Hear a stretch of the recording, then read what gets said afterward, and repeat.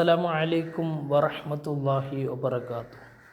അൽഹംദുലില്ലാഹ്, എല്ലാവർക്കും റാഹത്തല്ലേ?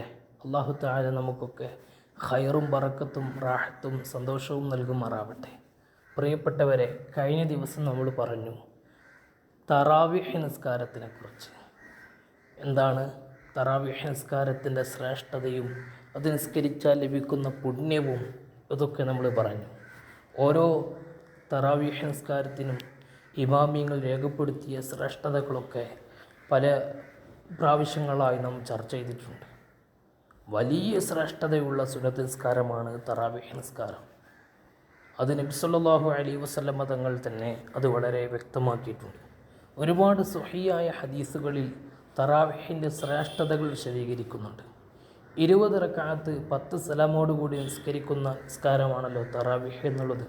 ഇശാ നിസ്കാരം കഴിഞ്ഞ മുതൽ സുബഹ് വരെ റമളാനിലാണല്ലോ അതിൻ്റെ സമയമുള്ളത്. റമളാൻ ഇല്ലാത്ത കാലയളവിൽ തറാവീഹ് ഇല്ല. ഒരിക്കലും തന്നെ തറാവീഹ് നിസ്കാരം ആരും ഒഴിവാക്കരുത്. അത് പരമാവധി നിസ്കരിക്കണം. വളരെ കൂടുതൽ ശ്രദ്ധിക്കേണ്ടത് തറാവീഹ് നിസ്കാരം വളരെ പ്രതിഫലാർഹമായ സുന്നത്ത് നിസ്കാരമാണ്. അതുകൊണ്ട് തന്നെ ജമാഅത്ത് ഒഴിവാക്കരുത്. നമുക്ക് 27 ഇരട്ടി ശ്രേഷ്ഠതയുള്ള പ്രതിഫലം ജമാഅത്തിലൂടെ കിട്ടും. അത് അങ്ങനെ തന്നെ നമ്മൾ നിസ്കരിക്കാൻ വേണ്ടി ശ്രമിക്കണം. ഇനി ജമാഅത്ത് ഒരാൾക്ക് കിട്ടിയില്ലെങ്കിൽ നിസ്കരിക്കാതിരിക്കരുത്. അവിടെ തറാവീഹ് നിസ്കരിക്കൽ നിർബന്ധമില്ല. തറാവീഹ് നമ്മൾ നിർബന്ധമായി നിസ്കരിക്കണം. അഥവാ നിർബന്ധമായിട്ട് നമ്മളുടെ വാശി പോലെ ആഖിറത്തിലേക്ക് ഫലമുള്ള കാര്യങ്ങളാണല്ലോ, അത് നമ്മൾ നന്നായി ചെയ്യണം.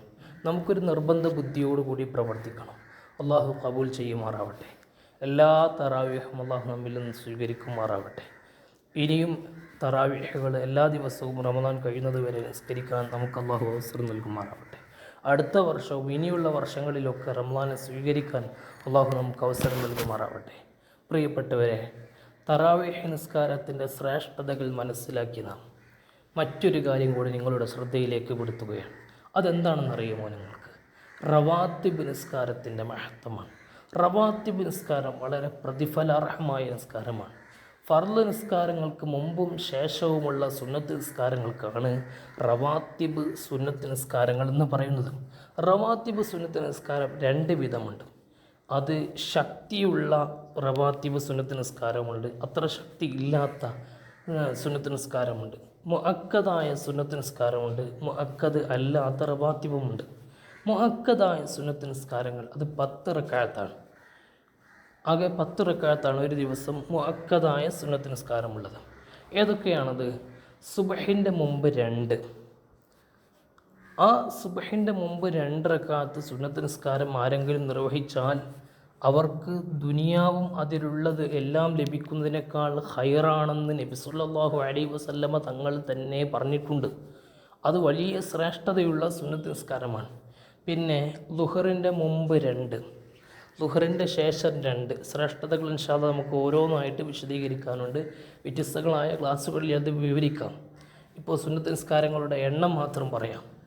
അസറിൻ്റെ മുമ്പ് 2, അസറിൻ്റെ മുമ്പില്ല, മഗ്രിബിൻ്റെ ശേഷം 2, ഇശാഇൻ്റെ ശേഷം 2. ഏതൊക്കെയായിരുന്നു? ഒന്നും കൂടെ പറയാം. സുബഹിക്ക് മുമ്പ് 2, ളുഹറിൻ്റെ മുമ്പ് 2, ശേഷം 2, മഗ്രിബിൻ്റെ ശേഷം 2, ഇശാഇൻ്റെ ശേഷം 2. ഇങ്ങനെ 10 റക്അത്താണ് റവാത്തിബ് മുഅക്കദായ സുന്നത്ത് നിസ്കാരം. ഇനി മുഅക്കദല്ലാത്ത റവാത്തിബ് സുന്നത്ത് നിസ്കാരം നോക്കുമ്പോൾ, ടോട്ടൽ റവാത്തിബ് സുന്നത്ത് നിസ്കാരം നോക്കുമ്പോൾ മുഅക്കദും ഉയർ മുഅക്കദും കൂടെ കൂട്ടിയാൽ ടോട്ടൽ റവാത്തിബ് നിസ്കാരങ്ങൾ അത് 22 റക്അത്തുകളാണ്. അതേതൊക്കെയാണ്?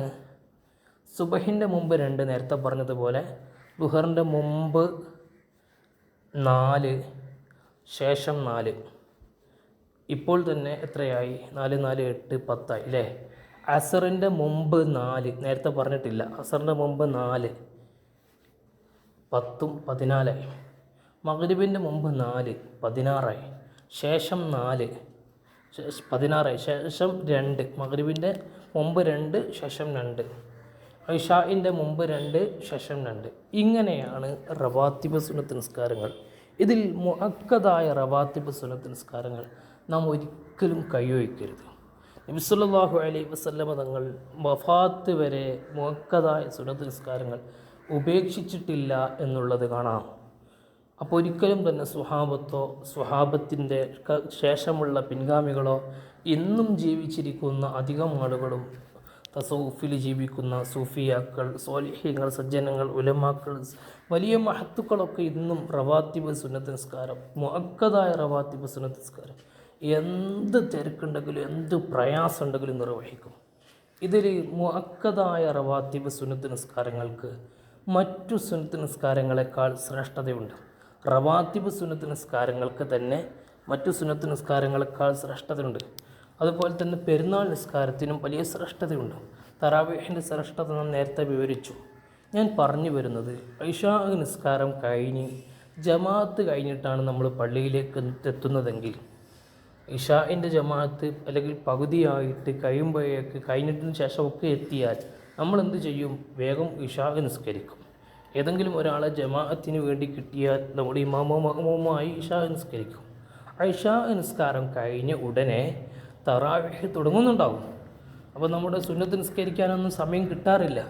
അപ്പോൾ നമ്മളെന്ത് ചെയ്യും? വേഗം തറാവീഹ് നിസ്കാരത്തിലേക്ക് പ്രവേശിക്കും.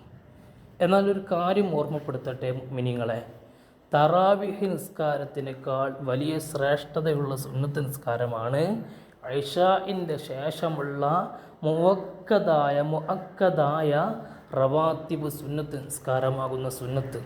അതാരും മറക്കണ്ട. തറാവീഹ് നിസ്കാരത്തിൻ്റെ ശ്രേഷ്ഠത ഒരിക്കലും കുറക്കാൻ കഴിയില്ല. അതിനൊരിക്കലും നമുക്ക് തള്ളി പറയാൻ കഴിയില്ല. അത് വലിയ ശ്രേഷ്ഠത വേറെ തന്നെ ഉണ്ട്. പക്ഷെ അതിനേക്കാൾ ശ്രേഷ്ഠതയുള്ള ഒരു സുന്നത്ത് നിസ്കാരമാണ് ഇശാഇൻ്റെ ശേഷമുള്ള സുന്നത്ത് നിസ്കാരം എന്നുള്ളത് നാം മറന്നുപോയോ എന്ന സംശയമാണ്. എന്നാൽ ജമാഅത്ത് തറാവീഹ് തുടങ്ങുമ്പോൾ നമ്മൾ വേഗം തറാവീഹിലേക്ക് ജമാഅത്തിൽ പങ്കെടുത്താലും നമ്മൾ എന്ത് ചെയ്യണം? അന്ന് രാത്രിയിൽ ഉറങ്ങുന്നതിൻ്റെ മുമ്പെങ്കിലും ആ ഇശാഇൻ്റെ ശേഷമുള്ള 2 റക്അത്ത് സുന്നത്ത് നിസ്കാരം നിർവഹിക്കണം. അത് നിർവഹിച്ചേ പറ്റൂ. കാരണം നമ്മൾ തറാവീഹ് നിസ്കരിക്കുന്നുണ്ടല്ലോ, അത് റമദാനിൽ മാത്രമുള്ളതല്ലേ എന്ന് കരുതിയിട്ട് നമ്മൾ നിസ്കരിക്കുന്നതാണ്. അൽഹംദുലില്ലാഹ്. ജമാഅത്ത് കണ്ടുകൊണ്ട് നമ്മൾ ആ തറാവീഹ് നിസ്കരിച്ചാലും തറാവീഹ് നിസ്കാരമൊക്കെ കഴിഞ്ഞതിന് ശേഷം, വിത്തറും കഴിഞ്ഞതിന് ശേഷം ആയാലും കുഴപ്പമൊന്നുമില്ല. വിത്തറും കഴിഞ്ഞതിന് ശേഷം, അതൊക്കെ ജമാഅത്ത് കിട്ടുന്നത് കൊണ്ടാണ് മുന്തിക്കുന്നത് കേട്ടോ. വിത്തറും കഴിഞ്ഞതിന് ശേഷം നമ്മൾ 2 റക്അത്തും കൂടെ ഇശാഇൻ്റെ ശേഷമുള്ള സുന്നത്ത് നിസ്കാരം നിർവഹിക്കാൻ ശ്രമിക്കണം. അത് വലിയ ശ്രേഷ്ഠത ഉള്ളത്. അത് ഒഴിവാക്കി ആരും നിൽക്കരുത്. ഇനി ഒരാൾ ഇശാ കഴിഞ്ഞിട്ട് സുന്നത്ത് നിസ്കരിക്കുമ്പോൾ തറാവീഹിൻ്റെ ജമാഅത്ത് 1 2 അല്ലെങ്കിൽ റക്അത്ത് വൈകിയാൽ തന്നെയും ഇശാഇൻ്റെ സുന്നത്ത് നിസ്കരിക്കണം. ശേഷം ഇശാഇൻ്റെ സുന്നത്ത് നിസ്കരിക്കാൻ സാധിക്കുന്നില്ലെങ്കിൽ ഇപ്പോൾ തന്നെ നിസ്കരിക്കണം. ഇശാഇൻ്റെ സുന്നത്ത് നിസ്കരിക്കാതെ ആരും പോകരുത്. അത് വലിയ ശ്രേഷ്ഠതയുള്ള കർമ്മമാണ്. ഇനി ഒരാൾ തറാവീഹിൻ്റെ റക്അത്ത് 2 ഒഴിവായാൽ തന്നെയും അയാൾക്ക് ക്ഷീണം കൊണ്ട് കഴിയുന്നില്ല. 20 റക്അത്ത് എന്ന വിശ്വാസത്തോടു കൂടെ ഒരാൾ 18 റക്അത്തോ അല്ലെങ്കിൽ 16 റക്അത്തോ മറ്റ് കുറഞ്ഞ റക്അത്തോ നിസ്കരിച്ചാൽ തറാവീഹിന് എത്രയാണോ പ്രതിഫലമുള്ളത് അതിൽ നിന്ന് 16 റക്അത്ത് നിസ്കരിച്ചതിൻ്റെ അല്ലെങ്കിൽ 18 റക്അത്ത് നിസ്കരിച്ചത് അല്ലെങ്കിൽ എത്രയാണോ അവർ നിസ്കരിച്ചതിന് അതിൻ്റെ ഫലം കിട്ടും. തറാവീഹ് നിസ്കാരത്തിൻ്റെ പൂർണ്ണമായ പ്രതിഫലം കിട്ടണം 20 റക്അത്ത് തന്നെ നിസ്കരിക്കണം. പ്രിയപ്പെട്ട മുഅ്മിനീങ്ങളെ, ഇത് വളരെ കൂടുതൽ ശ്രദ്ധിക്കണം. പല ആളുകൾക്കും ഇന്ന് റവാത്തിബ് സുന്നത്ത് നഷ്ടപ്പെട്ടിട്ടുണ്ട്. നമ്മുടെ ഫർദ് നിസ്കാരങ്ങളുടെ ന്യൂനതകൾ പരിഹരിക്കാനാണ് സുന്നത്ത് നിസ്കാരങ്ങൾ വെച്ചത്. സുന്നത്ത് നിസ്കാരങ്ങൾ ഫർദിനോട് ചേർക്കപ്പെട്ട സുന്നത്ത് നിസ്കാരങ്ങൾ വളരെ പ്രധാനപ്പെട്ട സുന്നത്ത് നിസ്കാരമാണെന്ന് ഒന്നും കൂടെ ഓർമ്മപ്പെടുത്തുകയാണ്. ഇൻഷാ അള്ളാഹ് മറ്റു വിഷയങ്ങളൊക്കെ നമുക്ക് പറയാനുണ്ട്. റവാത്തിബ് സുന്നത്ത് നിസ്കാരം 2 ഐറ്റം ഉണ്ട്. നേരത്തെ പറഞ്ഞില്ലേ, മുഅക്കദ് ഒയറു മുഅക്കദ്, അതൊന്ന് വിശദീകരിച്ച് പറയാനുണ്ട്. ഓരോ സുന്നത്ത് നിസ്കാരത്തിൻ്റെയും ശ്രേഷ്ഠതകൾ നമുക്ക് പറയാനുമുണ്ട്. അള്ളാഹു ഖബൂൽ ചെയ്യുമാറാവട്ടെ. അസ്സലാമു അലൈക്കും വറഹ്മത്തുള്ളാഹി വബറകാതുഹു.